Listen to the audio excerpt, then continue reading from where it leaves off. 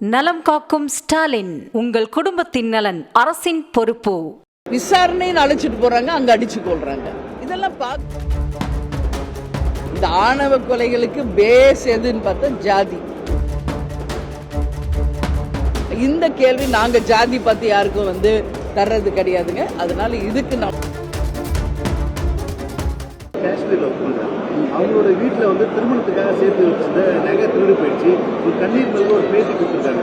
இங்கே தாய்நாட்டுக்காக தமிழகத்திலிருந்து அங்கே போய் ஒரு வேலை செய்யக்கூடிய நபர்கள் அவங்க வீட்டிலே ஒரு பாதுகாப்பு இல்லாத ஒரு சூழ்நிலையாக இருக்குது. இங்கே மட்டும் இல்லை, தமிழகம் முழுவதும் இதே ஒரு பிரச்சனையாக இருக்குது. இல்லை, அது மட்டும் கிடையாது. அதை தான் ஒரே லைனில் நான் சொல்லிட்டேன்ல. இன்னைக்கு உயிருக்கு பாதுகாப்பு இல்லை, உடைமைகளுக்கு பாதுகாப்பு இல்லை, மீனவர்களுக்கு பாதுகாப்பு இல்லை, வியாபாரிகளுக்கு பாதுகாப்பு இல்லை, விவசாயிகளுக்கு இந்த மாதிரி இருக்கு நிலைமை. அதனாலதான் நீங்க இந்த ஆட்சியை பத்தி கேட்டா நிறையும் குறையும் சேர்ந்தது தான் நான் சொல்லிட்டேன்ல. இன்னைக்கு நகை கொள்ளை, வாக்கிங் போக முடியுதா? ரோட்ல ஒரு பெண்ணோ யாரோ செயின் பறிக்கிறது, என்னென்ன நடந்துகிட்டு இருக்கு எல்லாம் டெய்லி நம்ம எல்லாருமே பார்த்துக்கிட்டு தான் இருக்கோம். இந்த நிலையெல்லாம் மாறணும். சட்டம் ஒழுங்கை தன் கையில் வைத்திருக்கும் முதலமைச்சர் அண்ணன் ஸ்டாலின் அவர்கள் இரும்பு கரம் கொண்டு இதையெல்லாம் அடக்கணுங்க. அப்பதான் இந்த மாதிரி திருட்டு நடக்காது, கொலைகள் நடக்காது. ஆனா இன்னைக்கு பாருங்க, ஆணவ கொலைகள், இன்னைக்கு லாக்அப் கொலைகள், விசாரணைன்னு அழைச்சிட்டு போறாங்க, அங்க அடிச்சு கொள்றாங்க.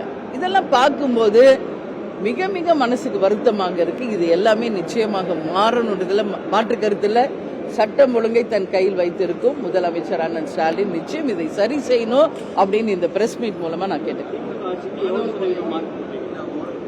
இது ஒண்ணு எக்ஸாமா என்ன? நான் தான் சொல்றேன். சரி, அப்படின்னா 50-50 வச்சுக்கோங்க. நிறை குறை சமமா இருக்குன்றல, அப்ப 50-50 வச்சுக்கோங்க. எதுங்க? கண்டிப்பா வேணும். இல்ல, இதுக்கு மெயின் என்ன தெரியுமா? அந்த ஜாதி வெறி தான்.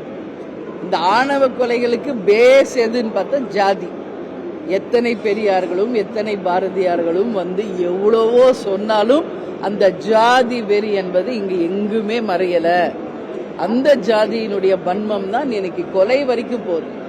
அதனால இது ஒரு தனிநபருடைய விஷயமோ ஒரு ஆட்சியாளர்களுடைய விஷயமோ இல்லை, ஒட்டுமொத்த மக்களின் மனநிலையே மாறினாதான் இது மாறும். கேப்டன் பெரிய அண்ணால சொல்லி இருப்பார், எல்லாரும் ஒன்னா இணைங்க, அப்பதான் இந்த ஜாதின்றதே ஒன்னா இல்லாம இருக்கும்னு எவ்வளவோ கேப்டனும் எவ்வளவோ சொல்லியிருக்காரு. சோ இது ஒவ்வொரு தனி நபரும் மாற வேண்டிய ஒரு விஷயம். சாதி வரியை நம்ம சொல்றோம். ஒவ்வொரு அரசியல்வாதிகளும் ஒரு குறிப்பிட்ட காஞ்சிபுரம்னா 2 பெரும்பான்மை சமுதாயம், அந்த பெரும்பான்மை சமுதாயத்தை சேர்ந்தவர்கள் தான் நிக்க வைக்கிறாங்க. அப்ப ஊக்குவிக்கிறது தமிழகத்தில் இருக்கக்கூடிய அரசியல் கட்சி தான். சாதி வரி நம்ம பொதுமக்களை சொல்றோம்.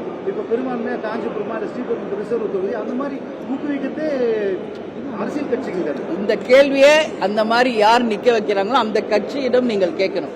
பட் தேமுதிகவை பொறுத்த வரைக்கும் கடைகோடியில இருக்கும் ஒரு தொண்டனையும் ஏழையையும் கேப்டன் எம்எல்ஏவா ஆக்குனதுதான் சரித்திரமாக இருக்கிறது.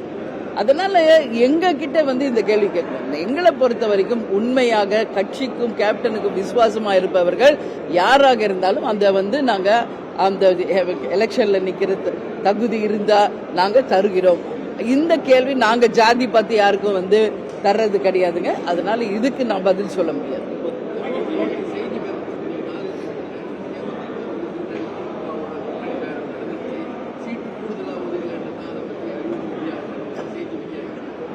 இது உங்களுடைய யூகம்.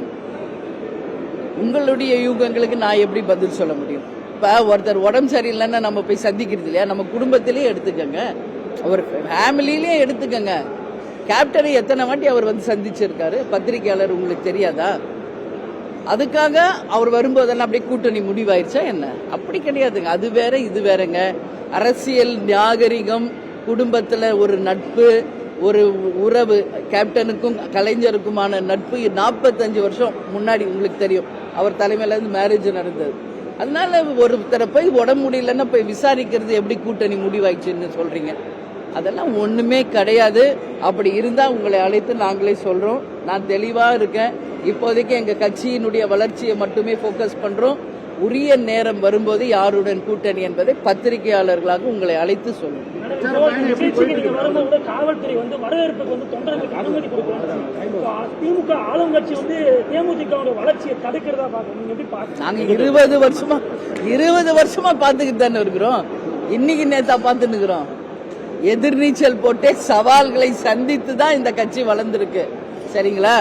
நான் போன இடத்துல எல்லாம் முந்தா நேத்துல கரண்ட் கட்டு, இதெல்லாம் கேப்டன் இருந்த காலத்துல இருந்து நாங்க பாத்துக்கிட்டு இருக்கோம். அதனாலதான் எங்க வண்டியிலேயே லைட்டு, எங்க வண்டியிலேயே மைக்கோட செட்டப்போட தான் நாங்க போறோம். இதெல்லாம் அரசியல்ல இருக்கும். அதை சமாளிக்கிற தைரியம், சவாலை எதிர்கொள்கின்ற தைரியம் எங்களுக்கு இருக்குங்க. நாங்க பாத்துக்கிறோம். பிரச்சார பயணம் எப்படி இருக்கு மேடம்? நம்மளோட கட்சியோட பொதுமக்களோட வரவேற்பு எப்படி இருக்கு? இன்னைக்கு சோளிங்கர் முடிஞ்சா வாங்க நீங்க எல்லாரும். சோளிங்கர் வந்து லைவா நீங்க பாருங்க என்ன மாதிரி மக்கள்கிட்ட ஒரு எழுச்சி இருக்குன்னு. நேத்து நீங்க திருவள்ளூருக்கு வந்திருந்தீங்கன்னா தெரியும், முந்தா நேத்து கும்மிடி பூண்டிக்கு வந்திருந்தா தெரியும். அதனால சோளிங்கர்ல மக்கள் கிட்ட மிகப்பெரிய வரவேற்பு இருக்குங்க. எல்லாரும் கேப்டனை தெய்வமா நினைச்சு இன்னைக்கு தேமுதிகக்கு பக்கபலமா இருக்காங்க. அனைத்து மக்களும் நேத்து அப்படி மழை திருவள்ளூர்ல கொட்டோன்னு ஒருத்தர் கூட கலைஞ்சு போல, அப்படி ஒரு வரவேற்பு மிக சிறப்பாக இருக்கிறது. எல்லாரும் இருந்து சாப்பிட்டு போங்க. உங்க எல்லாரையும் சந்தித்ததில் மகிழ்ச்சி. நன்றி, வணக்கம். நலம் காக்கும் ஸ்டாலின். உங்கள் குடும்பத்தின் நலன் அரசின் பொறுப்பு.